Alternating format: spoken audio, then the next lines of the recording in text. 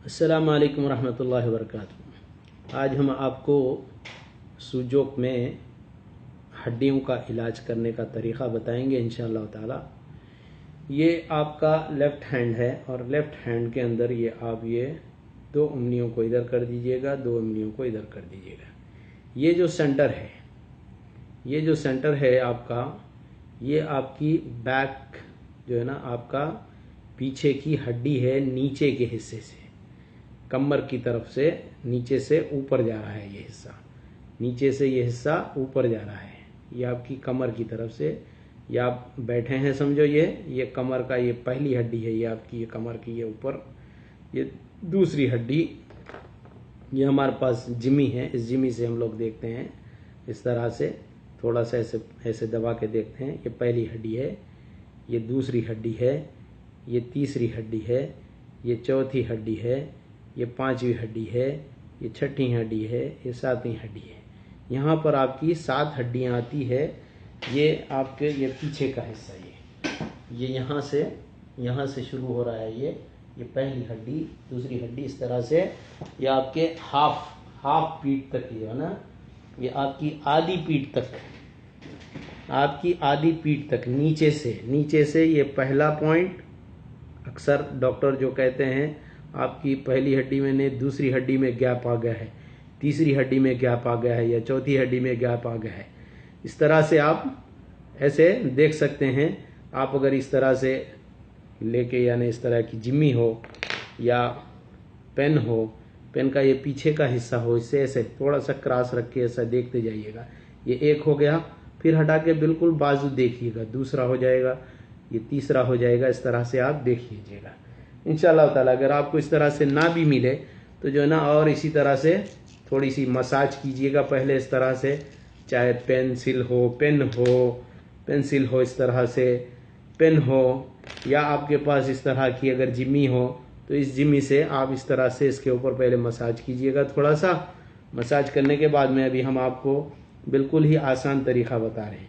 इसके ऊपर आप जो है ना, मटर के 7 दाने इस तरह से मेडिकल टेप के ऊपर जो है ना, आप इसको चिपका लीजिए।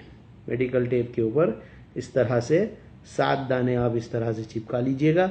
ये आपकी पूरी 7 हड्डियों के लिए है, पूरी 7 हड्डियों के लिए है आपकी। अगर आपको बैक पेन है, आपके जो है ना पीछे से जो है ना, कमर के ऊपर आपको जो है ना, सेंटर की हड्डी में आपकी जो है ना, रीढ़ की हड्डी जो कहते हैं, उस रीढ़ की हड्डी में अगर आपको दर्द है, किसी भी किस्म का दर्द है, या हड्डियों के अंदर गैप आ गया है, तो आप जो है ना इस तरह से इलाज कीजिएगा। ये जो है ना, देखिए, ये पहले मटर के दाने को बटाना, इसको बटाना भी कहते हैं, मटर का दाना भी कहते हैं, इसको जो है ना इंग्लिश में चिपिस कहते हैं।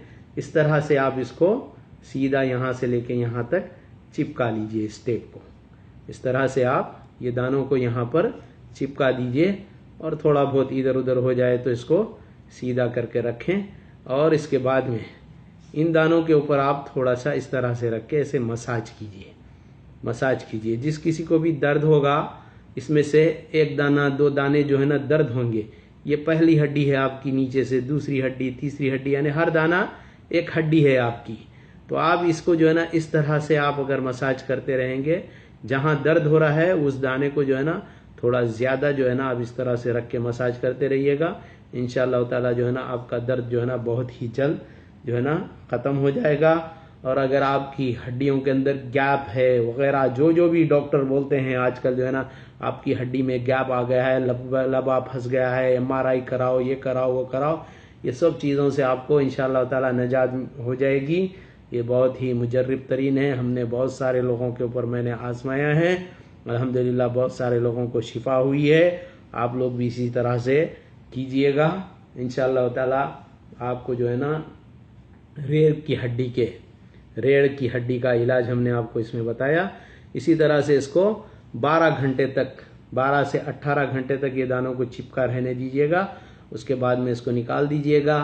फिर इसी तरह से जो है ना आप इसको 6 घंटे 8 घंटे राहत दीजिएगा। फिर दूसरे दाने दूसरे दिन जो है ना आप इसके ऊपर लगाइएगा।